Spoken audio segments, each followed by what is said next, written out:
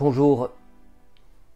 Lorsque, en séminaire, j'évoque le sujet de l'angoisse, il s'agit bien de l'angoisse que l'on connaît en psychanalyse au féminin singulier exclusivement, et non pas sous les divers déguisements qui la font nommer la plupart du temps au pluriel par les patients. C'est-à-dire, je parle bien de cette angoisse tellement prégnante qu'elle handicape lourdement la vie quotidienne. Elle a des conséquences dans la vie familiale, dans la vie professionnelle, des conséquences au quotidien, quand ce n'est pas des conséquences sur la santé du patient même.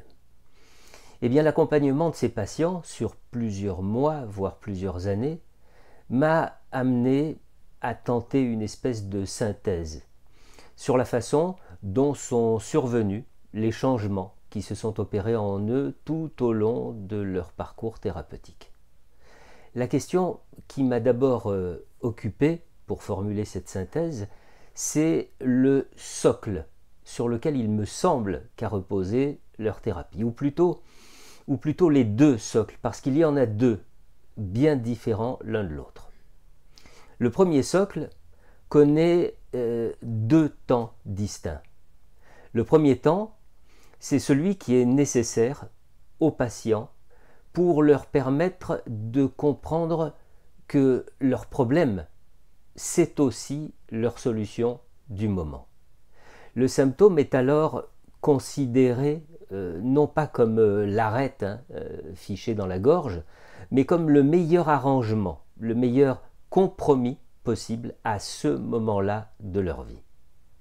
Et puis le deuxième temps, c'est celui qui permet aux patients de trouver une autre solution, sinon plus positive ou plus épanouissante, tout au moins acceptable, par eux surtout, et aussi par leur environnement, c'est-à-dire un meilleur arrangement avec la vie, avec leur vie. Et puis il y a un deuxième socle, une deuxième possibilité de créer du mouvement dans la statique mortifère du symptôme. Cette deuxième solution consiste à ne pas laisser le patient donner au symptôme un sens unique. Pourquoi ? Parce que c'est ce sens unique déjà repéré ou mis en lumière au fil de la thérapie qui fait que le symptôme va conserver sa densité. Inviter au contraire le patient à donner au symptôme d'autres sens possibles et toujours plus de sens au pluriel, eh bien ça a alors pour résultat de provoquer une lyse, une réduction de la présence et de la toxicité du symptôme. Je vais tâcher de traduire cette idée en images. Lorsque vous étiez au collège ou au lycée, vous avez probablement appris pendant les cours d'éducation physique à grimper à la corde. Et vous vous souvenez peut-être de ce que cela fait quand on tient une corde à grimper, vous savez, ces cordes torsadées, dans ses mains. C'est dur, c'est dense, c'est sec, c'est rugueux, c'est suffisamment épais pour autoriser une bonne prise en main. Eh bien, imaginez maintenant que vous coupiez le nœud qui se trouve à l'extrémité de la corde et qui permet justement le maintien de la torsade. Et puis, en prenant la corde à deux mains, eh bien, faites-la tourner dans le sens inverse de la torsade, c'est-à-dire défaites la torsade. Que va-t-il se passer à l'extrémité de la corde ? Eh bien, au lieu d'avoir une matière bien dense, bien compacte, vous allez vous retrouver avec de ridicules épissures sans plus aucune utilité, en tout cas sans utilité pour vous permettre de grimper à la corde. Eh bien, pour le symptôme, c'est pareil.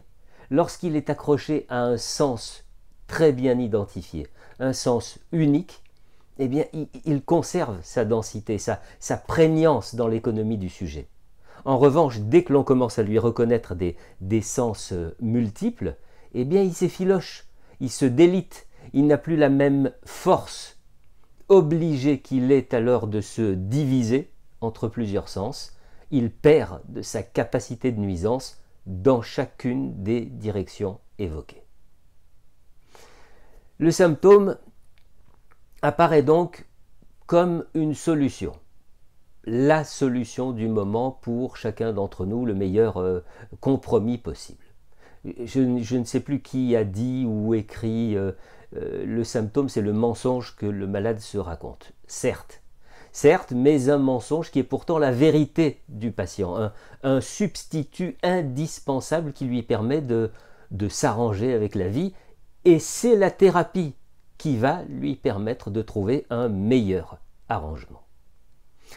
Cette évolution du pire au mieux, du douloureux au supportable, cette évolution est parfaitement audible pour le thérapeute.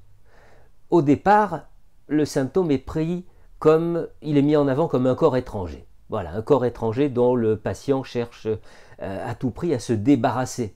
Ça me gêne, ça m'empêche ça ruine ma vie. On surprend même le patient à dire mon symptôme, ma phobie, signe d'une appartenance au symptôme, d'une servitude au symptôme ou d'une appropriation du symptôme.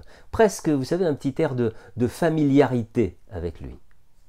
À la fin de la cure, le patient a appris à faire avec son symptôme, un peu comme on apprivoiserait un animal sauvage, ou encore comme on apprendrait petit à petit à faire la connaissance de l'étrange.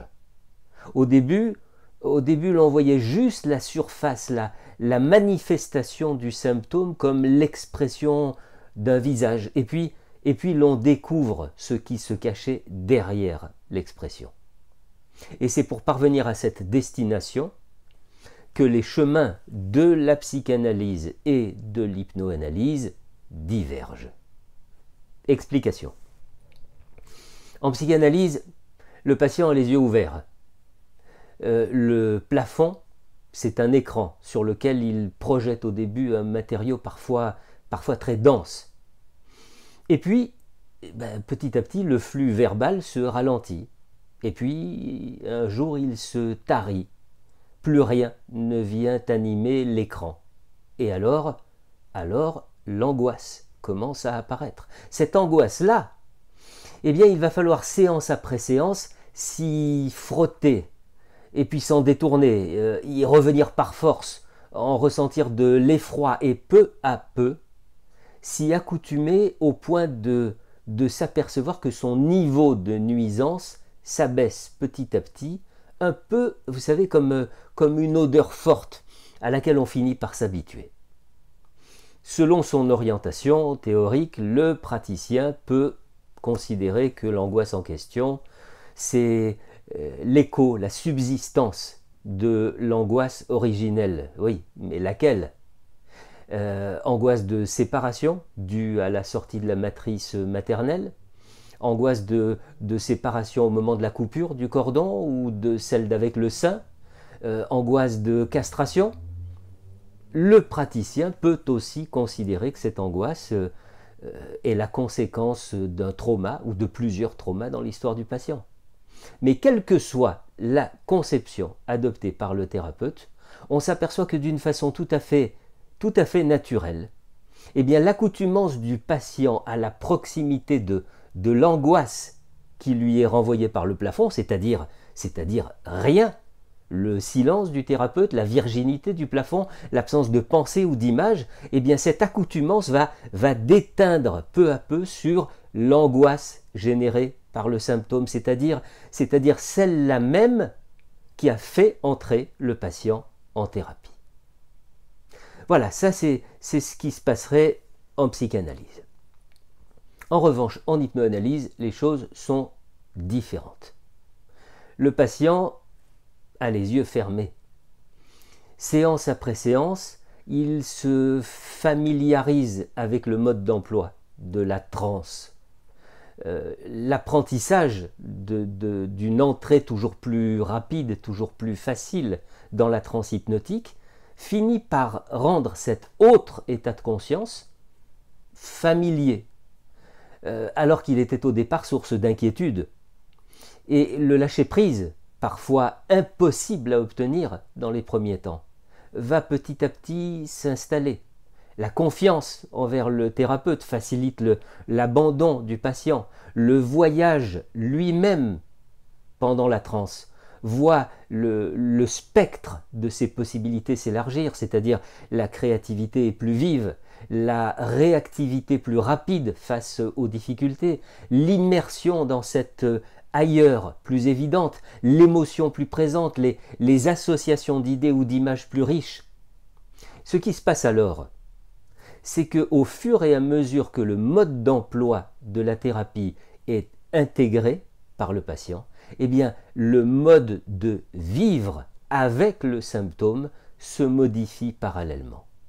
Là encore, pourrait-on dire, le patient découvre peu à peu comment y faire avec son symptôme. En conclusion, permettez-moi de mettre en avant un impératif qui devrait toujours être au centre de l'attention du thérapeute. La nécessité que le symptôme s'exprime par ces deux pôles, intellectuel et émotionnel. En effet, si le symptôme s'exprime seulement émotionnellement par une ou plusieurs catharsis, le processus thérapeutique sera incomplet. S'il s'exprime seulement par une verbalisation très distanciée de l'émotion, le processus sera également incomplet. Il faut évidemment mettre le symptôme en mots, comme on met la musique en notes et sur partition, faute de quoi elle demeure dans l'esprit du compositeur. Et à la fois, il est indispensable que les mots s'attachent leur part complémentaire et jusqu'à présent manquante, c'est-à-dire l'émotion. Alors seulement, l'individu peut trouver le chemin de ce que j'appellerais une réunification. À bientôt.